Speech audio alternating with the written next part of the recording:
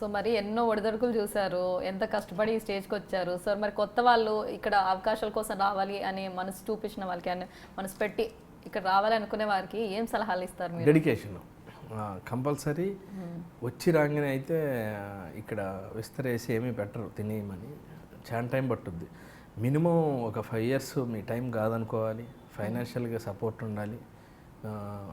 దానికి కావాల్సిన అంటే జిమ్ చేయాలి, ఆరోగ్యంగా ఉండాలి, చెడగొట్టుకోకూడదు, అవకాశాల కోసం తిరుగుతూ ఉండాలి, ప్రతి ఒక్కరిని అడుగుతూ ఉండాలి, ఈగోస్ ఉండకూడదు. ఇలా 5 years మినిమం, తక్కువ స్టార్టింగ్ చెప్తున్నాను నేను. ఒక 5 years పాటు ట్రై చేస్తే చిన్నగా పేరు తెచ్చుకునే అవకాశం ఉంది. దాని తర్వాత మన టైం మనకు వచ్చే అవకాశాలను బట్టి దాని తర్వాత గ్రో అవ్వచ్చు. కంపల్సరీ లైఫ్లో 5 years పోద్ది అనుకొని రావాలి. ఒక్క రూపాయి మీరు సంపాదించి ఇంట్లో ఇవ్వకపోయినా పర్లేదు అనుకున్న వాళ్ళే రావాలి 100%. సో రిస్క్ తీసుకోవడం బెటర్. 100% ఫ్యామిలీ బర్డెన్స్ ఉండి ఏదో ఇక్కడికి వచ్చి కొడదాం అనుకుంటే మాత్రం ఇమీడియట్గా అయితే రాదు. దానికి కూడా ప్రీ ప్లాన్ చేసి రండి. దానికి ఇంకోటి ఇంట్లో వాళ్ళకి మీరు 5 years లేకపోతే ఇంట్లో వాళ్ళు ఎలా ఉంటారు అవన్నీ ఏర్పాటు చేసి రావాలి. చాలామంది కథలు పట్టుకొని తిరుగుతూ ఉంటారు పాపం. అంత ఈజీ కాదు, ఇక్కడ కనపడే అంత ఈజీ కాదు. మెయిన్గా అంత కలర్ఫుల్ పూల బాటలా కనిపిస్తుంది, అన్న బ్యూటిఫుల్ కనిపిస్తుంది. సో అదే అందుకని మీతో చెప్పించాను లైక్ ఎలా ఉంటుంది అంటే, because it's not that easy, right? Easy కాదు. జనాలు ఎక్కువ బాగున్నంతగా ఇప్పుడు మనం ఫేమ్లోకి వచ్చిన తర్వాత మన కష్టాల గురించి ఎవరు అడగరు.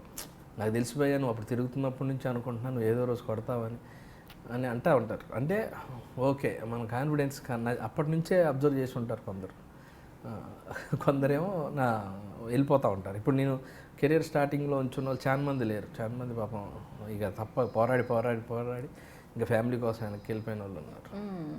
ఎన్నో రీజన్స్ ఉంటాయి, అలసిపోయి ఉంటారు. కొన్ని దగ్గర డ్రాప్ అయిపోతారు, ఇంకా కాన్ఫిడెన్స్ లెవెల్స్ లో అయిపోవడం, ఇంకా అన్నీ జరుగుతాయి. సో మీరైతే తిరగలేదు. నాకు లక్కీగా ఈడియట్ బ్రేక్ అండి. ఈడియట్ తర్వాత వరుసగా వేషాలు వస్తూనే ఉన్నాయి, ఏదో క్యారెక్టర్ చేస్తూనే ఉంటాను. ఒకవేళ ఏది చెప్పినా టీవీ రెడీ ఉంది, టీవీలో కూడా చేసి వచ్చినండి నేను ఆల్రెడీ. చెప్పా కదా, ఏదున్నా ఇక్కడే ఉండాలనుకున్నా కాబట్టి ఉన్నా ఇక్కడే. బాగుందండి, మీ దృఢ నిర్ణయం తీసేసుకొని వచ్చేసారు. నాకున్న ఇంకొంచెం లక్కీ ఏంటంటే, నేను ట్రై చేసినప్పుడు ఉండే అసిస్టెంట్ డైరెక్టర్స్ అందరూ డైరెక్టర్లు అవుతూ ఉన్నారు కదా, వాళ్ళకి మన టాలెంట్ తెలుసు. నాకు అనిల్ రావుపూడి ఇచ్చిన వేషాలు కావచ్చు, పరశురామ్ ఇచ్చిన వేషాలు, ఇంకా నెక్స్ట్ రాబోయే డైరెక్టర్లు అవబోయే వాళ్ళందరూ ఉన్నారు. వాళ్ళందరూ కూడా ఇప్పుడు చక్రి మంచి వేషం ఇచ్చాడు, మేమందరం కలిసి వర్క్ చేసాం అందరూ. వాళ్ళందరూ డైరెక్టర్లు, టాలెంట్ ఉన్న వాళ్ళందరూ డైరెక్టర్లు అవుతూ ఉంటే మనకు కూడా మంచి వేషం వేస్తూ ఉంటారు. సో ఇంకోటి ఏంటంటే, ఎక్స్పీరియన్స్ ఫ్రమ్ 18 years అంటే ఇట్స్ నాట్ ఎ జోక్. ఎంతో ఎక్స్పీరియన్స్ గెయిన్ చేస్తారు, మంచి వాళ్ళు మీ ఖాతాలో ఉన్నారు. సో మరి ఇప్పుడు మన మూవీ డైరెక్టర్ విషయానికి వస్తే, జేబీ మురళీకృష్ణ గారు, తను రైటర్ అండ్ డైరెక్టర్ కదా. సో తనతో వర్కింగ్ ఎలా ఉందండి? ఫస్ట్ ఫిల్మ్ తంది.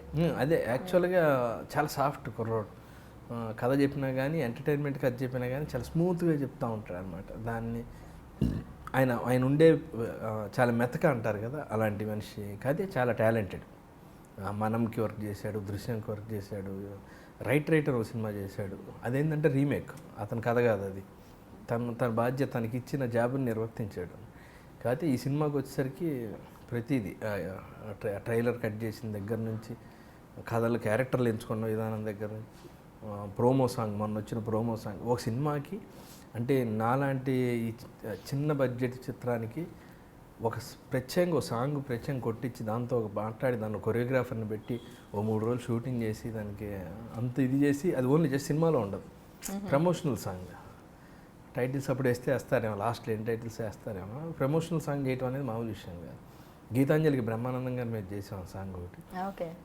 దాని తర్వాత మళ్ళీ ఇప్పుడు ఈ సినిమా ఆర్టిస్టులందరినీ పెట్టి మళ్ళీ ప్రమోషనల్ సాంగ్ చేశారు. అంత టాలెంటెడ్ అనమాట డైరెక్టర్. చాలా విషయం ఉన్నాడు, కష్టపడ్డాడు. ఆయనే అన్నాడు, ఇది గ్యారంటీ కొట్టాలి సార్, మీ స్థాయి నా స్థాయి మారాలి అన్నాడు. అంటే ఓకే అని అలానే వర్క్ చేసాం. సబ్జెక్ట్ విషయం అంత బాగా హెల్ప్ అయింది. పరం షూరెన్స్ అని నా ఫ్రెండ్ ఒక అతను, నా స్క్రిప్ట్స్ అన్ని చూస్తూ ఉంటాడు. అతను కూడా కూర్చొని రైటర్ శ్రీనివాసు వీళ్ళందరూ కలిసి డైరెక్టర్స్ ఐడియాస్ అన్నిటిని ఇంప్లిమెంట్ చేసి ఓ మంచి స్క్రిప్ట్ జనాలకు అందించారు. సో అవుట్పుట్ కూడా అతి త్వరలో జనాల ముందుకు రావు. సో మరి డైరెక్టర్ ఏమో captain of the ship, at the same time మరి ప్రొడ్యూసర్ కూడా అలాగే ఉండాలి కదా. సో ఈ ప్రొడ్యూసర్ కాదు, ప్రొడ్యూసర్స్ ఉన్నారు దీనికి. సో మరి ఆ producer support, I mean cooperation ఎలా ఉండేయండి? లైక్ అదే వీళ్ళు నా దగ్గరకు వచ్చినప్పుడు, సార్ మేము ఈ సినిమాని ఈ రేంజ్లో అనుకుంటున్నాం, ఇలా అనుకుంటున్నాం అంటే, సరే అవన్నీ కన్ఫర్మ్ చేయండి అన్న. చూస్తే నిజంగానే గోపి సుందర్ గారిని కన్ఫర్మ్ చేశారు.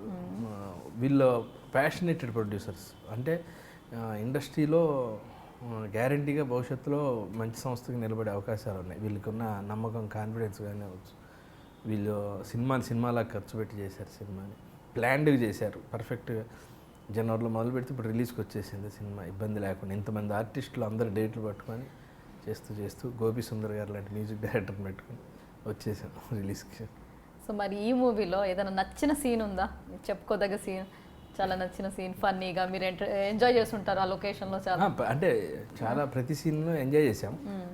గుర్తుండిపోయే విడాకుల కోసం అప్లై చేసిన తర్వాత ఈ క్యారెక్టర్లు మారిపోయిన తర్వాత కంపల్సరీ కోర్టులోకి వెళ్ళే ముందు ఇంకో అతనితో మీటింగ్ ఉంటుంది. అతను ఏంటంటే, మీ ప్రాబ్లమ్స్ ఏంటో చెప్పండి, అవన్నీ క్లియర్ చేస్తానని చెప్పి మాట్లాడి ఏదో సాల్వ్ చేయడానికి లాస్ట్ ప్రయత్నం చేస్తారనమాట. అక్కడ అతన్ని ఏదో అంటారు, ఆ సీన్ ఒకటి ఉంటుంది, దాన్ని జేపీ గారు చేశారు.